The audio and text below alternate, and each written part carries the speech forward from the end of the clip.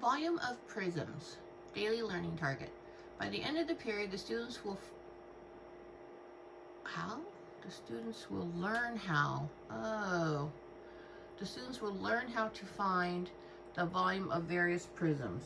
Yeah, that's going to bother me.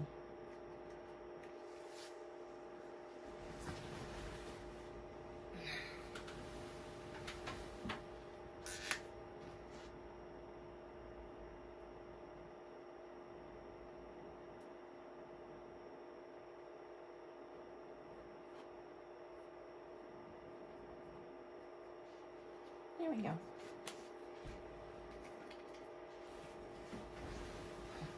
Okay, let's start again. Volume of prisms, daily learning target. By the end of the period, the students will learn how to find the volume of various prisms. Should have checked my spelling. All right. In class, it's going to be a worksheet entitled Volume of Prisms, and the homework is going to be a worksheet entitled Volume of Prisms.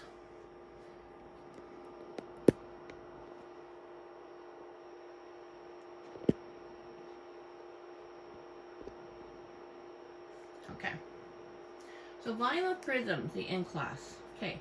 So the volume of prism is the number of unit cubes that fit inside a solid, like a prism. Okay, a prism is a three-dimensional figure that consists of two parallel congruent polygon bases. A polygon is just a shape, like a triangle, rectangle, square. Okay. The lateral surfaces consist of parallelograms and connect the two bases. So there are two steps to find the volume. Step 1, calculate the base area. Step 2, multiply the base area by the height of the prism. So, for the first one, the rectangular prism, it's called a rectangular prism because the base down here that you don't see because it's the bottom of the cereal box is a rectangle. So normally they get the name from their base. So since the base is a rectangle, this is called a rectangular prism. So we have to calculate the base area. So if my base is a rectangle and it looks like it's a 4 by 2, I do 4 times 2 is 8, and that will be inches.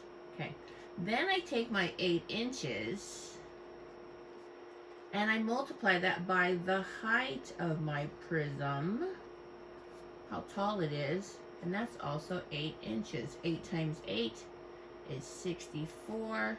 This will be inches, and now it's cubed. Because when we were doing area earlier, it was squared because we were doing a length times a width or a base times a height.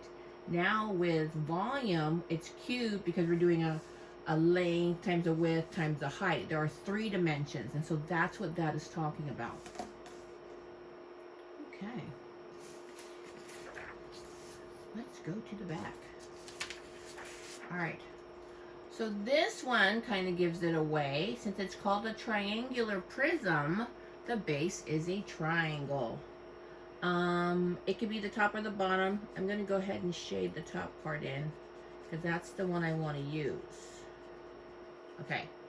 So if I was using this triangle as my base, and this is 12, and this is 9. Remember, to find the area of a triangle, it's base times height divided by 2. So it's 12 times 9 divided by 2.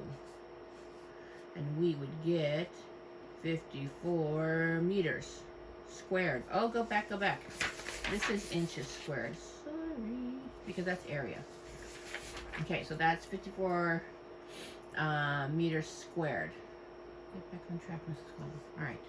So then we take our 54 meters squared and times it by the height of my prism. There's the height. It's 3.1. 3.1 meters. And when you multiply that, you get 167.4 meters cubed. Okay.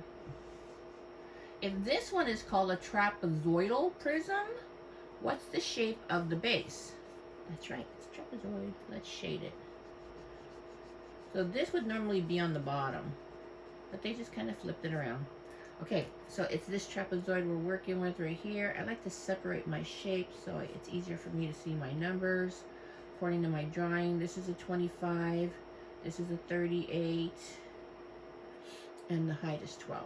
Okay, so to find the area of a trapezoid, you have to add the two bases, the top and the bottom, so it's 25 plus 38 times the height divided by 2. And when you do that, you get 378 feet squared.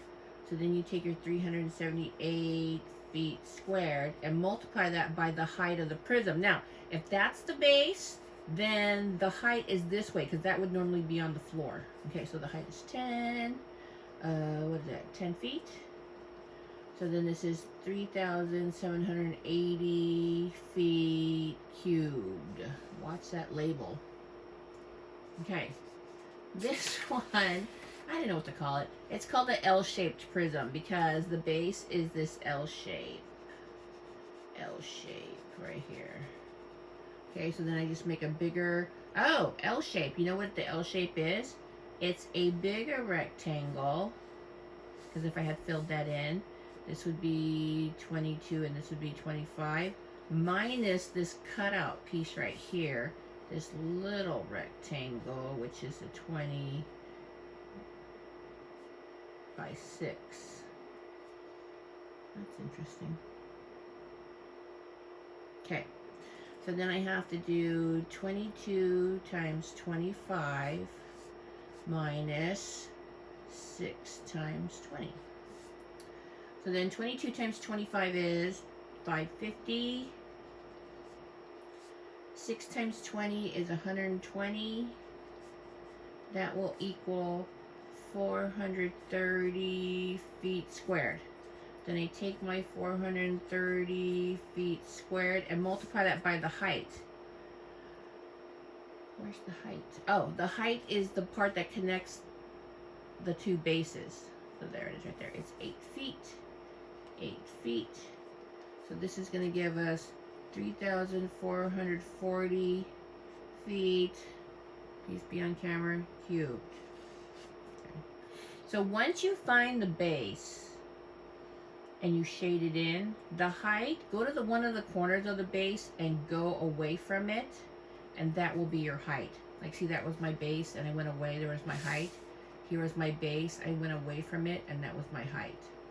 All right, so your homework is going to be another worksheet entitled Volume of Prisms, but it will be homework. Oh, and you know what? This is bothering me. We should have done this at the beginning. See this where it says Volume of Prism? Just put an S there, shall we? All right, we'll do the same thing on the homework. All right. Okay, kids. Bye.